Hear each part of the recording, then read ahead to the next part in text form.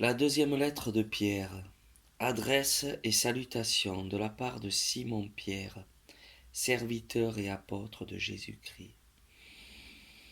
À ceux qui par la justice de notre Dieu et Sauveur Jésus-Christ ont reçu une foi aussi précieuse que la nôtre. Que grâce à la paix vous soit donnée avec abondance par la connaissance que vous avez de Dieu et de Jésus notre Seigneur. Rappel et le choix de Dieu. Sa divine puissance nous a donné tout ce qui nous est nécessaire pour vivre dans l'attachement à Dieu. En nous faisant connaître celui qui nous a appelés à participer à sa propre gloire et à sa bonté. C'est ainsi qu'il nous a accordé de précieuses et de très grandes promesses, afin qu'en recevant ce qui a promis, vous puissiez échapper aux désirs destructeurs qui règnent dans le monde et participer à la nature divine. Pour cette raison même, faites tous vos efforts pour ajouter à votre foi la bonne conduite et votre bonne conduite la connaissance. Efforcez-vous aussi d'ajouter à la connaissance la maîtrise de soi, et la maîtrise de soi, patience, et la patience, l'attachement à Dieu. Afin de l'attachement à Dieu, ajoutez l'affection fraternelle, et à l'affection fraternelle, l'amour. Telles sont les qualités que vous devez posséder, et si vous les avez en abondance, elles vous rendront actifs et efficaces dans la connaissance de notre Seigneur Jésus-Christ. Mais c'est lui qui ne possède pas à la vue si courte, qu'il est comme un aveugle. Il a oublié qu'il a été purifié de ses péchés d'autrefois. C'est pour ça, frères, efforcez-vous d'autant plus de vous attacher solidement à l'appel de Dieu que Dieu vous a adressé et au choix qu'il a fait de vous, car si vous agissez de cette façon, vous ne tomberez jamais dans le mal. C'est ainsi que vous serez largement accordé le droit d'entrer dans le royaume éternel de notre Seigneur et Sauveur Jésus-Christ. Voilà pourquoi je vous rappellerai toujours ces choses, bien que vous les connaissez déjà et que vous soyez fermement établis dans la vérité que vous avez reçue. Mais j'estime juste de vous tenir en éveil par mes rappels tant que je suis encore en vie, car je sais que je vais bientôt quitter ce corps mortel, comme notre Seigneur Jésus-Christ me l'a révélé. Je serai donc tout mon possible pour vous donner des moyens de vous rappeler toujours ces choses après ma mort. Ceux qui ont vu la gloire du Christ, en effet, nous ne nous sommes pas appuyés sur des légendes habilement imaginées pour vous faire connaître la venue puissante de notre Seigneur Jésus-Christ. Nous avons vu sa gloire de nos propres yeux. Nous étions présents au moment où il a reçu l'honneur et gloire de Dieu. Le Père, lorsque la gloire suprême lui fit entendre la voix qui disait « Celui qui est mon Fils bien-aimé, en qui je mets toute ma joie ». Nous avons entendu nous-mêmes cette voix qui venait du ciel, lorsque nous étions avec lui sur la montagne sainte. Ainsi nous sommes d'autant plus sûrs du message annoncé par les prophètes. Vous ferez bien d'y prêter attention, car il est comme une lampe qui brille dans un lieu obscur, jusqu'à ce que le jour paraisse et que l'étoile du midi illumine. Vos cœurs, avant tout, sachez bien ceci. Personne ne peut expliquer de lui-même les prophéties contenues dans l'Écriture. Car aucune prophétie n'est jamais venue de la seule volonté d'un homme, mais c'est parce que le Saint-Esprit les guidait que les hommes ont parlé de la part de Dieu. De faux enseignants, de faux prophètes sont apparus autrefois parmi le peuple. De même, de faux enseignants apparaîtront parmi vous. Ils introduiront les doctrines fausses qui entraînent la destruction et rejetteront le Maître qui les a sauvés. Ils attireront ainsi sur eux une destruction soudaine. Beaucoup les suivront dans leur vie immorale, et à cause de leur façon d'agir, on critiquera le chemin de la vérité par désir de gagner de l'argent. Ces faux enseignants vous exploiteront et vous présenteront des histoires imaginées. Mais depuis longtemps déjà, leur juge est prêt à agir à l'aide destructeur. Ne dors pas, car Dieu n'a pas épargné les anges qui avaient péché, mais il les a jetés dans l'enfer, où ils sont gardés enchaînés dans l'obscurité pour le jour du jugement. Dieu n'a pas épargné le monde ancien, mais il a fait venir la grande inondation sur le monde d'hommes méchants qu'il a sauvé seulement Noé, qui prêchait ce qui est juste, et 7 autres personnes. Dieu a condamné les villes de Sodome et Gomorrhe, et les a détruites par le feu, en donnant par là aux méchants par exemple, ceux qui allaient leur arriver. Il a délivré Lot, l'homme bon qui était aligné par la conduite immorale, les hommes mauvais de son temps. Car cet homme bon qui vivait au milieu d'eux voyait et entendait jour après jour de telles choses qu'il était tourmenté. Donc, son cœur honnête, par leurs mauvaises actions. Ainsi le Seigneur sait comme délivrer de l'épreuve ceux qui lui sont attachés, et comment tenir en réserve les méchants pour les punir au jour du jugement. Il punira surtout ceux qui suivent les désirs impurs de leur nature humaine, en méprisant l'autorité de Dieu. Les faux enseignants dont je vous ai parlé sont audacieux et arrogants. Ils n'ont pas de respect pour les êtres glorieux du ciel, mais ils les insultent, comme les anges qui sont pourtant bien plus forts et plus puissants que ces faux enseignants, ne portant pas d'accumulation insultante devant le Seigneur.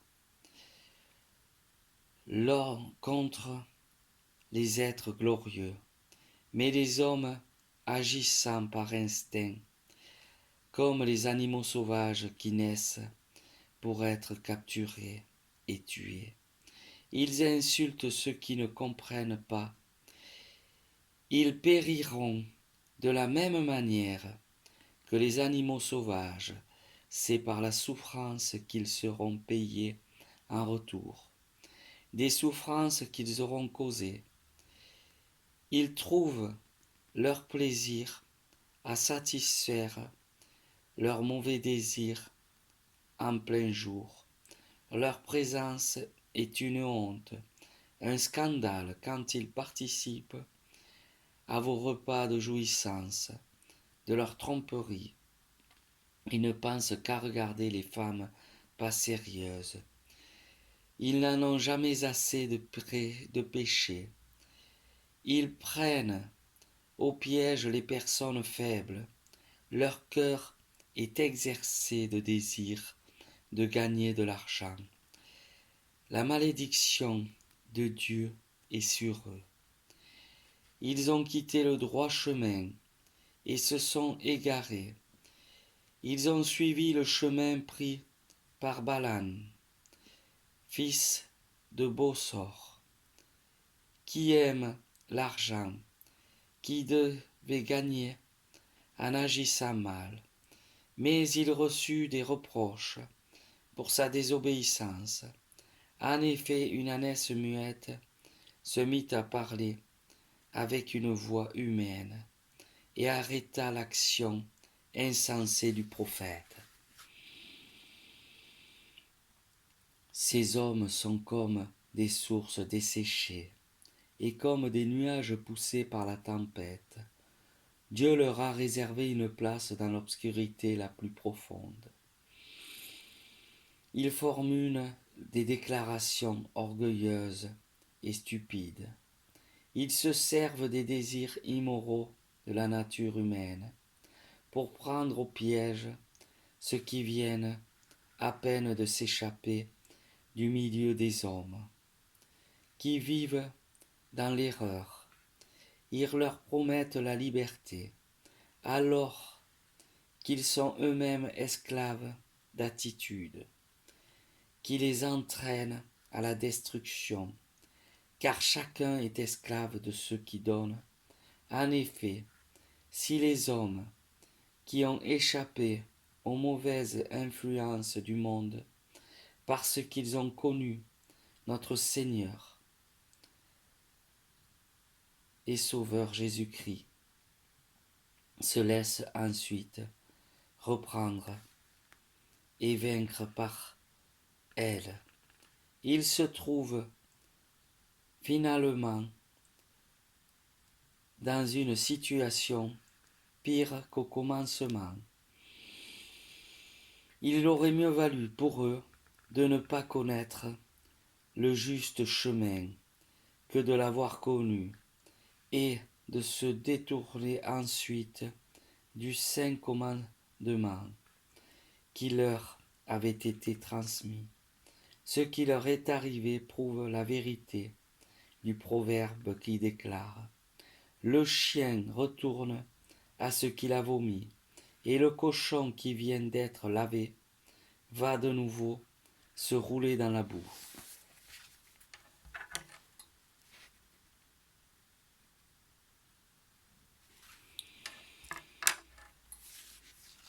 La promesse de la venue du Seigneur. Mes amis, voici déjà la seconde lettre que je vous écris dans toutes les deux. J'ai cherché à éveiller dans vos esprits des pensées saines, par des enseignements que je vous rappelle. Je désire que vous vous souveniez des paroles prononcées autrefois par les saints prophètes et du commandement du Seigneur et Sauveur que vous ont enseigné vos apôtres. Sachez tous d'abord que dans les derniers jours apparaîtront des gens qui vivront selon leurs propres désirs. Ils se moqueront de vous et diront : il a promis de venir, n'est-ce pas ? Eh bien, où est-il, notre Père ? Sont déjà morts, mais tout reste dans le même état que depuis la création du monde. Il oublie volontairement ceci. Il y a longtemps Dieu a parlé, des cieux et de la terre ont été créés. La terre a été tirée de l'eau et formée au moyen de l'eau, et c'est également par l'eau, celle de la grande inondation, que le monde ancien est détruit. Mais les cieux et la terre actuelle sont tenus en réserve par la même parole de Dieu, pour être détruits par le feu. Ils ont gardé pour un jour où les méchants seront jugés et détruits. Mais il est un point que vous ne devez pas oublier, mes amis, c'est que pour le Seigneur, un jour est comme 1000 ans, et 1000 ans est comme un jour. Le Seigneur ne tarde pas à accomplir ce qu'il a promis, comme certains le pensent.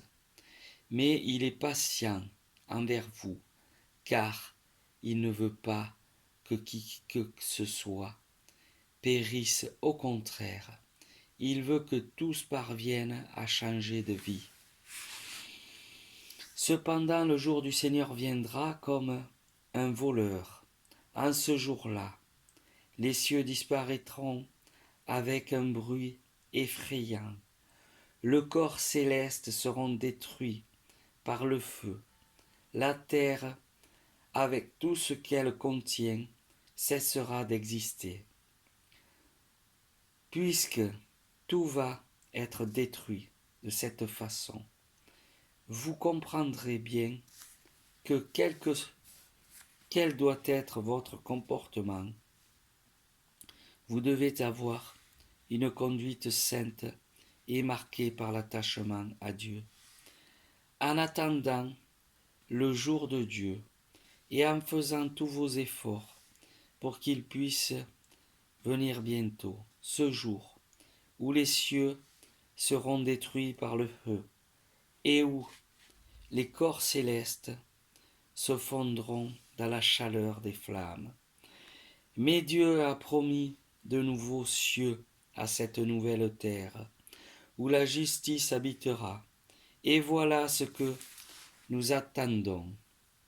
C'est pourquoi, mes amis, en attendant ce jour, faites tous vos efforts pour être purs et sans faute aux yeux de Dieu, pour être en paix avec lui. Considérez la patience de notre Seigneur comme l'océan pour vous être sauvés, ainsi que notre cher frère Paul vous l'a écrit dans la sagesse que Dieu lui a donnée. C'est ce qu'il a écrit dans toutes les lettres, où il parle de ce sujet. Il y a dans ces lettres des messages difficiles à comprendre, et des gens ignorants et sans fermeté, en déformant le sens comme ils le font d'ailleurs avec d'autres parties des Écritures. Ils causent aussi leur propre destruction. Mais vous, mes amis, vous êtes maintenant avertis.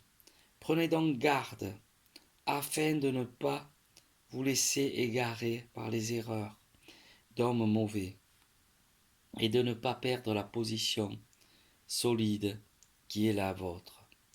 Mais continuez à progresser dans la grâce et la connaissance de notre Seigneur et Sauveur Jésus-Christ. À lui soit la gloire, maintenant et pour toujours. Amen. La première lettre de Jean, la parole de vie. Nous vous écrivons au sujet de la parole de vie qui a existé dès le commencement de toutes choses. Nous l'avons entendue, nous l'avons vue de nos propres yeux, nous l'avons regardée, et nos mains l'ont touchée. Quand cette vie est apparue, nous l'avons vue. C'est pourquoi nous vous en parlons, et nous vous annonçons la vie éternelle qui vous en parlons. Et nous vous annonçons la vie éternelle qui était auprès du Père et qui vous a été révélée. Ce que nous avons vu et entendu, nous vous l'annonçons à vous aussi, afin que vous soyez unis à nous dans la communion que nous avons avec le Père et avec son Fils Jésus-Christ. Nous vous écrivons ceci afin que notre joie soit complète. Dieu est lumière. Voici le message que nous avons entendu de Jésus-Christ et que nous vous annonçons. Dieu est lumière. Il n'y a aucune obscurité en lui. Si nous disons que nous sommes unis à lui, si en même temps nous vivons dans l'obscurité, nous mentons à la fois en parole et en acte. Mais si nous vivons dans la lumière comme Dieu lui-même est dans la lumière, alors nous sommes unis les uns aux autres. Et le sang de Jésus son Fils nous purifie de tout péché. Si nous disons que nous sommes sans péché, nous nous trompons mais nous-mêmes, et la vérité n'est pas en nous. Mais si nous confessons nos péchés à Dieu, nous pouvons avoir confiance en lui, car il agit de façon juste. Il pardonnera nos péchés et nous purifiera de tout mal. Si nous disons que nous n'avons pas péché, nous faisons de Dieu un menteur et sa parole n'est pas en nous. Le Christ vient à notre aide. Mes enfants, je vous écris ceci afin que vous ne péchiez pas. Mais qu'il arrive à quelqu'un de pécher, nous avons un avocat auprès du Père, Jésus-Christ, le juste. Car Jésus-Christ est celui qui a été offert pour que nos péchés soient pardonnés, et non seulement les nôtres, mais aussi tous ceux des hommes. Si nous obéissons au commandement de Dieu, alors nous savons que nous connaissons Dieu. Si quelqu'un affirme « je le connais, mais n'obéit pas à ses commandements », c'est un menteur. Il n'y a pas de vérité en lui. Par contre, celui qui obéit à sa parole est un homme dont l'amour pour Dieu est véritablement parfaite. Voici comment nous pouvons savoir que nous sommes unis à Dieu. Celui qui déclare demeure uni à Dieu doit vivre comme Jésus a vécu.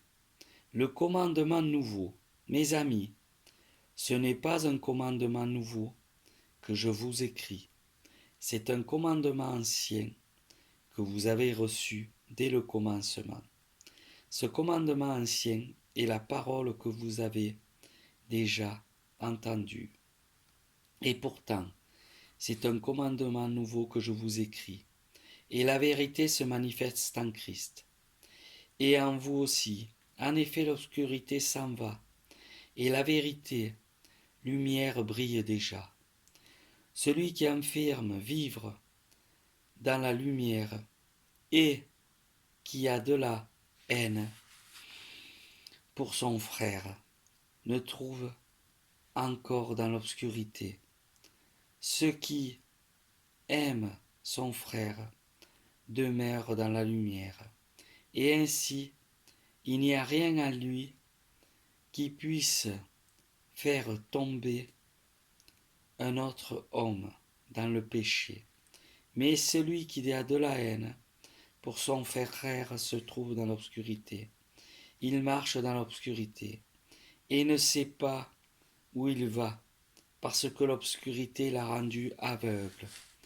Je vous écris, mes enfants, parce que vos péchés sont pardonnés grâce au nom du Christ. Je vous écris, frères, parce que vous connaissez celui qui a existé dès le commencement. Je vous écris, jeunes gens, parce que vous avez vécu le mauvais. Je vous écris, enfants, parce que vous connaissez le Père. Je vous écris, Père, parce que vous connaissez celui qui a existé depuis le commencement. Je vous écris, jeunes gens, parce que vous êtes forts. La parole de Dieu demeure en vous, et vous avez vécu le mauvais. N'aimez pas le monde, ni rien de ce qui appartient au monde. Si quelqu'un aime le monde, il ne possède pas en lui d'amour pour le Père. Pour ce qui appartient au monde, les mauvais désirs de la nature humaine, le désir de posséder ce que l'on voit est orgueil, suscite par les biens terrestres. Tout cela vient non pas du Père, mais du monde. Le monde est en train de passer ainsi que tout ce que les hommes trouvent à y désirer. Mais celui qui fait ce que Dieu veut vit pour toujours. Mais celui qui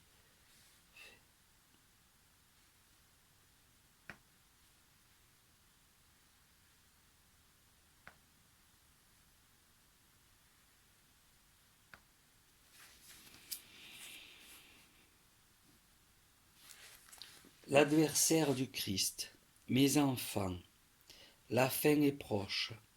Vous avez entendu dire que l'adversaire du Christ doit venir.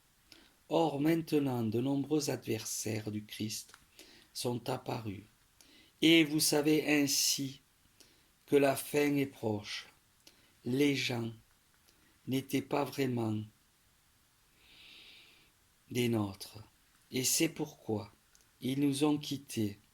En effet, s'ils avaient été des nôtres, ils seraient restés avec nous, mais ils nous ont quittés afin qu'il soit bien clair